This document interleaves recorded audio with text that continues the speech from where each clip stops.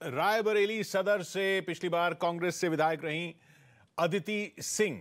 हम अब बात करेंगे यूपी के चुनावों की। अदिति सिंह हमारे साथ जुड़ रही हैं। अदिति जी, स्वागत है आपका।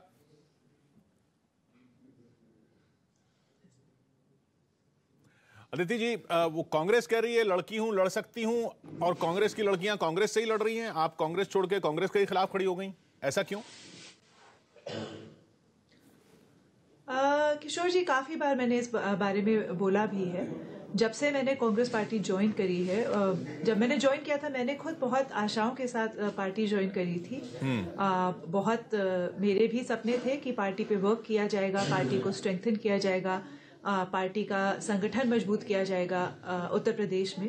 पर जैसे मैं कहती हूँ हमेशा, कांग्रेस का दूसरा नाम है कंफ्यूजन। यहाँ कुछ करना बिल्कुल एक भूल है। कुछ करने का सपना भी देखें और कुछ करने की आप मंशा भी रखें, इच्छा भी रखें, पूरी तरीके से वो आप ही की भूल है। क्योंकि यहाँ ना तो कोई संगठन है, ना तो कोई डिसिप्लिन है, ना तो कोई अनुशासन है पार्टी में, और ना तो इनको कोई बदलने की मंशा है, ना तो इनकी कोई सॉर्ट ऑफ इच्छा भी नजर नहीं आती है कि ये लोग कुछ और आगे बढ़ के करना भी चाह रहे हैं। आई फील कि 2017 के चुनाव से पहले जो परिस्थितियां थी, उनसे भी और बदतर की तरफ हुई हैं इस चुनाव में जो देखने को मिलता है। पिछली बार फिर भी काफी बड़े नेता पार्टी में थे, पार्टी फोल्ड में रुके हुए थे। उनका विश्वास कायम था कि नहीं, आगे हम लोग कुछ ना कुछ काम करेंगे। आज की तारीख में मुझे ही छोड़ दीजिए, पर जैसे अन्य नेताओं की बात करें, आप जितिन प्रसाद जी की बात करें, आरपीएन सिंह की बात करें, अनु टंडन जी की बात करें, रत्ना सिंह जी की बात करें, ये तो दिस इज ऑफ द लेकिन ये सब लोग हार गए थे। ये सब लोग चुनाव हार गए थे। आप नरेंद्र मोदी लहर, योगी लहर, उसमें भी योगी के नाम पे तो नहीं था पिछला चुनाव, पर फिर भी नरेंद्र मोदी कर रहे थे, उसमें भी आप कांग्रेस के टिकट पर जीती थी, बीजेपी के नाम पे। हाँ, तो बिल्कुल, तो उस पे भी बिल्कुल जीती थी, और बहुत मेहनत। जी तो जी, आप कुछ कह रहे थे। मैं ये कह रहा था कि वो गढ़ जो है वो आपके परिवार का भी गढ़ है और कांग्रेस का भी गढ़ माना जाता था। आप कह रही हैं कि वो सिर्फ आपके परिवार के नाम पे वोट था, कांग्रेस का उसमें कुछ वोट नहीं था, तो पिछली बार आपको मिला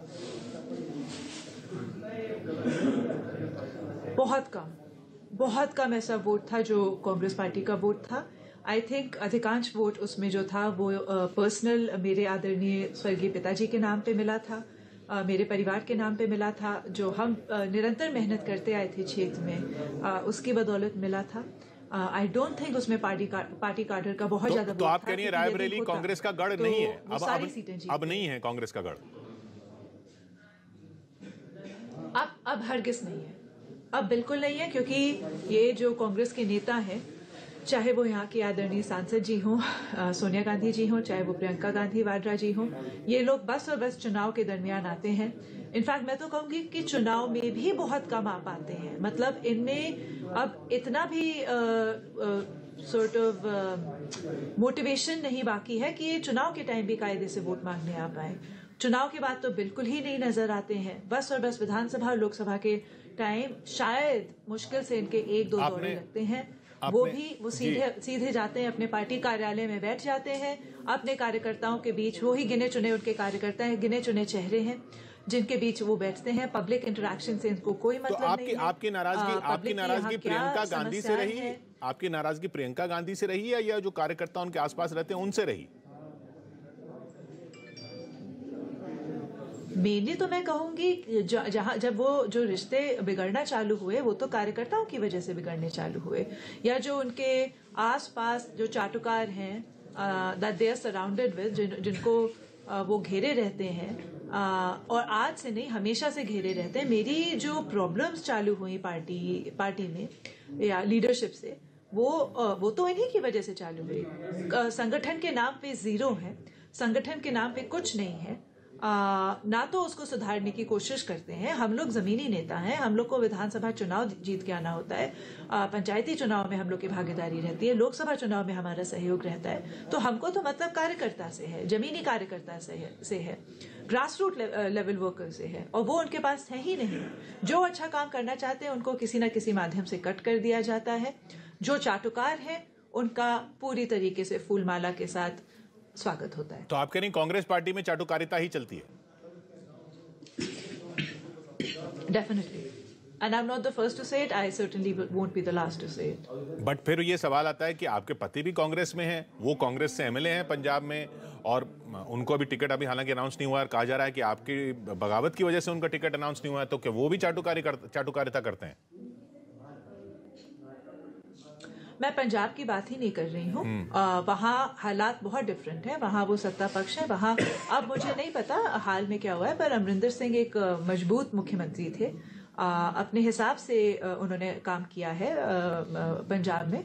मैं अपनी बात कर सकती हूँ। जैसे मैं एक प्रोफेशनल हूँ, मैं एक विधायक हूँ, वैसे मेरे हस्बैंड भी एक एमएलए हैं। उनकी फैमिली ने भी बहुत लंबे टाइम वहाँ का प्रतिनिधित्व किया है, जहाँ जो उनकी कॉन्स्टिट्यूएंसी नवा शहर है, वहाँ का प्रतिनिधित्व किया है। सो जैसे मेरी सिचुएशन है वैसे उनकी सिचुएशन है, इन द सेंस दैट उनका भी पारिवारिक नाम बहुत अच्छा है। बहुत लंबे टाइम उनके परिवार ने सेवा करी है, उन्होंने सेवा करी है, एंड वो उनकी विचारधारा है, ये मेरी विचारधारा है। हमारी पर्सनल लाइफ बिल्कुल अलग है और प्रोफेशनल लाइफ बिल्कुल अलग है। लेकिन टिकट उनको अभी तक अनाउंस नहीं हुआ है। टिकट अनाउंस नहीं हुआ है तो ये भी कहा जा रहा है कि आपकी बगावत की वजह से अनाउंस नहीं हुआ है। अगर ऐसी कोई बात है तो ये तो बहुत ही अनप्रोफेशनल और बहुत ही गलत होगा कांग्रेस पार्टी के बिहाफ से। बहरहाल मुझे इस बारे में कोई आइडिया नहीं है।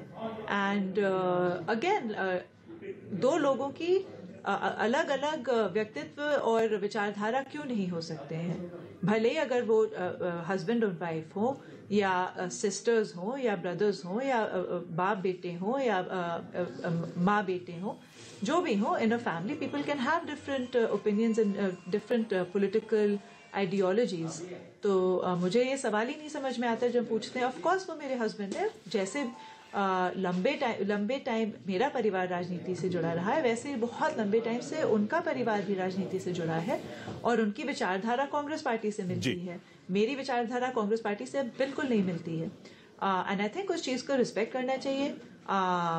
खास तौर से हम लोग 21वीं सदी में जी रहे हैं, सो आई डोंट अंडरस्टैंड कि ये क्वेश्चन ही कैसे, how is this a legitimate question? I don't even understand. तो ये आपने प्रियंका गांधी को भी चुनौती दी कि वो लड़ रहे हैं, प्रियंका गांधी वाड्रा लड़ लें रायबरेली से, वो चुनौती अभी भी कायम है आपकी? नहीं, डेफिनेटली इट्स नॉट अ चुनौती। लोकतंत्र है। तो उनका अगर वो आके लड़ना चाहें, जो कुछ लोगों ने मुझसे पूछा कि अगर वो आके लड़ती तो मैं कहा जरूर लड़ें। It's a democracy, you know, it's a free land.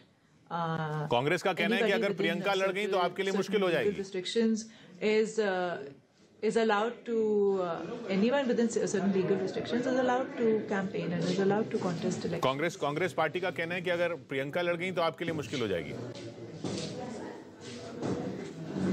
अब वो उनका कहना है, उनकी लीडर है, वो जाहिर सी बात है वो कहेंगे, और जो भी चुनाव लड़ना चाहे उनका स्वागत है। It's a free country. ये बताइए, बीजेपी कहती है परिवारवाद से लड़ाई है। अभी आपका भी तो सीट परिवार की सीट है ना, एक तरह से आपके ताऊ, आपके पिता, आप या आपके हस्बैंड की फैमिली के भी में भी वही चल रहा है। कई ऐसी सीटें हैं जहां चल रहा है, तो परिवारवाद यानी तो अब तो हर जगह ही हो गया फिर। नहीं, परिवारवाद कैसे? मेरे आदरणीय स्वर्गीय पिताजी की सीट थी, वो नहीं रहे। ऐसा तो है नहीं कि उनको कहीं और से मिल रही है, मुझे कहीं और से मिल रही है, मेरी मम्मी को कहीं और से मिल रही है, मेरी बहन को कहीं और से मिल रही है, मेरे कजिन्स को कहीं और से मिल रही है। इकलौती मैं टिकट मांग रही हूँ भारतीय जनता पार्टी से, मुझे टिकट मिली। मेरे परिवार में तो किसी और को टिकट नहीं मिली है भारतीय जनता पार्टी से, ना तो किसी और ने आवेदन किया है टिकट का। इकलौती मैंने टिकट मांगी थी और मुझे मिली। कल आरपीएन सिंह जी के... और आप मेरे पिताजी और ताऊ जी की बात करिए, उनका स्वर्गवास हो गया है। जी, तो पहले वो यहाँ से प्रतिनिधित्व कर चुके हैं, अब तो वो है भी नहीं इस दुनिया में। तो आपका सवाल ही मुझे समझ में नहीं। मैं नहीं, वो मंशा नहीं। मैं सिर्फ ये बोल रहा था कि 2017 में आपकी जो जीत थी वो आपके परिवार के नाम पे। They are not even right. अब तो वो इस दुनिया में रहे नहीं है जी। तो आप कैसे परिवारवाद कह रहे हैं? This is actually a little bit disrespectful, I must say. They are not around anymore. मेरे पिताजी का, मेरे आदरणीय स्वर्गीय पिताजी का स्वर्गवास हो गया था 2019 में, और 2017 में मैंने जिस सीट से वो लड़ते थे वहां से मैंने कॉन्टेस्ट किया, कॉन्टेस्ट करके जीत के आई, जनता के वोट लेके आई। तो ये तो इल्जाम लगाना बिल्कुल गलत है। इट्स नॉट, परिवारवाद का मतलब होता है कि अगर एक ही पार्टी परिवार के 10 लोगों को टिकटें दे या ज्यादा लोगों को टिकटें दे। मुझे तो इकलौती मेरे पूरे खानदान में भारतीय जनता पार्टी ने एक टिकट दी है, अदिति सिंह को, रायबरेली सदर की सीट से। जी जी, ये हमारा कहना नहीं था, ये कांग्रेस के लोग ही कह रहे थे कि आपको परिवार की वजह से वहां लेकर गए हैं। बहरहाल मैं आरपीएन सिंह की बात, जो कल जब बात हुई तो कांग्रेस ने कहा कि ये कायर हैं और डरपोक लोग हैं, वो कांग्रेस छोड़ के जा रहे हैं। इस पर आप क्या कहेंगे? जो कांग्रेस, ये इल्जाम लगाया जा रहा है कि जो डरपोक हैं वो कांग्रेस छोड़ के जा रहा है।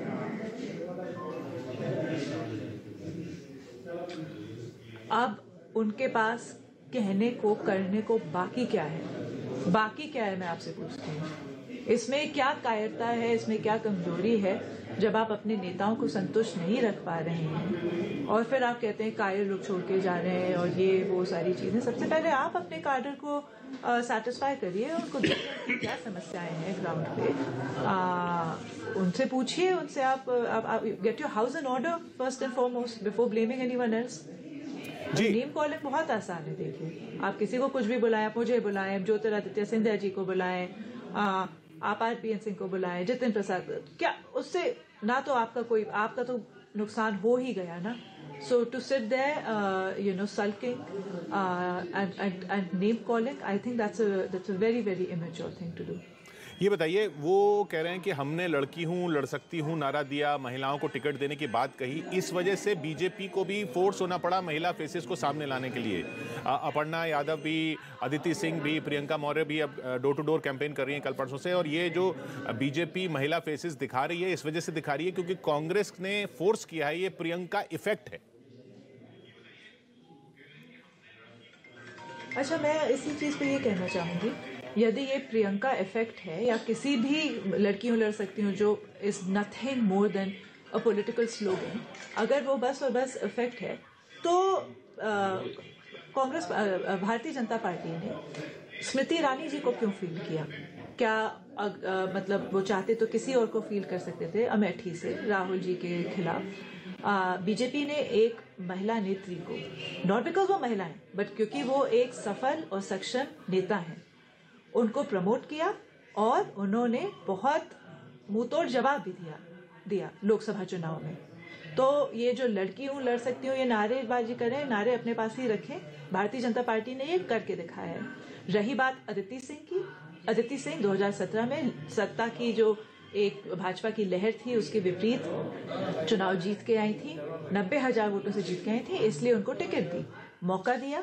उसके बाद भी जो भी चुनाव आए, चाहे वो पंचायती चुनाव रहे हो, चाहे वो नगर पालिका चुनाव रहा हो, चाहे वो लोकसभा चुनाव रहा हो, सारे चुनाव जीत के आए हैं, इसलिए अदिति सिंह को मौका मिला है ना। तो वो अपनी नारेबाजी अपने पास ही रखें और सबसे पहले अपनी खुद की सीटें बचाने का काम करें।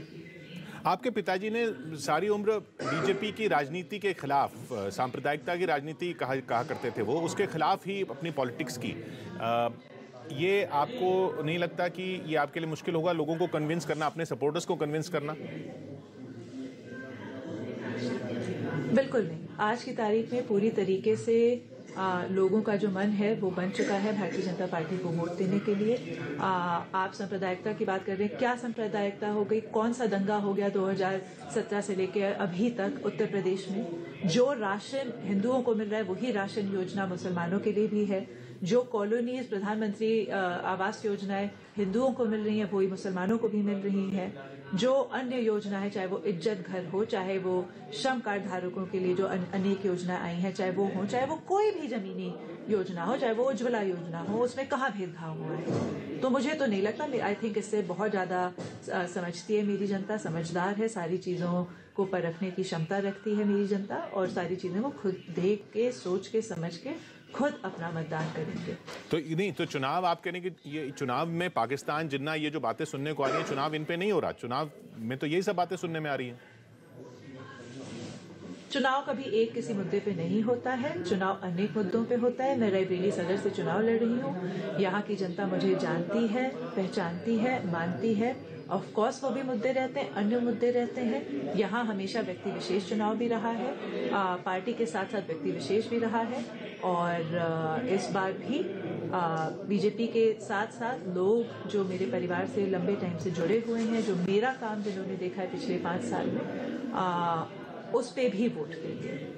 एक इल्ज़ाम और लगता है, वो पूरी यूपी की पॉलिटिक्स में लगता है, जातिवाद की पॉलिटिक्स में, उसमें पिछले समय से ये सुना गया कि भाई ब्राह्मण नाराज हो रहे हैं बीजेपी से। ये एनालिसिस है कुछ लोगों का, और वो इस वजह से हो रहे हैं क्योंकि जब से योगी आदित्यनाथ आए तब से ब्राह्मणों को ज़्यादा तरजीह नहीं दी गई, ये सब वगैरह हुआ, और या राजपूतों को ज़्यादा तरजीह दी गई। ये सवाल आपसे पूछते हैं लोग, कॉन्स्टिट्यूएंट्स पूछते हैं, या इस सवाल का सामना आप करती हैं? Not at all. Not at all. This is something that's been cooked up by certain people trying to make a propaganda. अन्य जातियां कितनी नाराज हैं, ब्राह्मण कितने खुश हैं, नाराज हैं, ठाकुर कितने खुश हैं, नाराज हैं, ये सारी चीजें आपको 10 मार्च को क्लियर हो जाएंगी। बहरहाल ऐसा कुछ भी नहीं है, आपको सबको खुद ही क्लियर हो जाएगा जब रिजल्ट आएंगे, सबके सामने खुद ही। किसानों की नाराजगी, बस a small faction of people trying to create a propaganda, trying to create disturbance in public, ये उनका काम है, उससे ज्यादा कुछ नहीं है। किसानों की नाराजगी, लखीमपुर सारे बिल्स रिपेल कर लिए गए हैं, वापस ले लिए गए हैं। तो these are all again like I said, ये बहुत ही स्मॉल फैक्शन है जो बैठ के ये सारा प्रोपेगेंडा बनाता है, सोशल मीडिया पे फैलाता है। But end of the day चुनाव ट्विटर पे नहीं होते हैं, वो पोलिंग बूथ पे होते हैं, जमीन पे होते हैं। क्योंकि लखीमपुर केस में आपने प्रियंका गांधी का भी विरोध किया था, जिस तरह से उन्होंने उसको उठाया लखीमपुर वाले मामले को, और आप योगी सरकार के साथ खड़ी थी उस मामले में, इसलिए मैंने ये सवाल पूछा कि ये एक्चुअली आपका होमवर्क इसमें गलत है। उस केस में मैंने प्रियंका गांधी जी का या किसी का भी कोई विरोध नहीं किया था।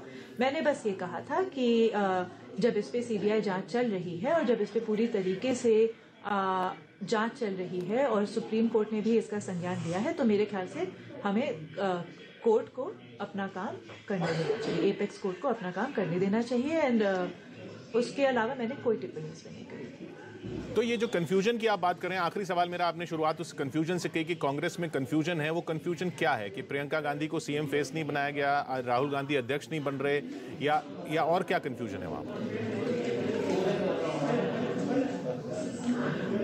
Forget about just the leadership crisis तो जो है वो है ही, but in terms of जो इनके कार्यकर्ता हैं, मैं जिले लेवल की बात कर रही हूँ, मैं डिस्ट्रिक्ट लेवल की बात कर रही हूँ, मैं स्टेट लेवल की बात कर रही हूँ, इन्हीं में कोई क्लैरिटी नहीं है। इनका जो कार्यकर्ता का जो एक ढांचा होता है, जो एक स्ट्रक्चर होता है, ये हमारे ज़मीनी कार्यकर्ता है, वो इनके पास उत्तर प्रदेश में पूरी तरीके से मिसिंग है।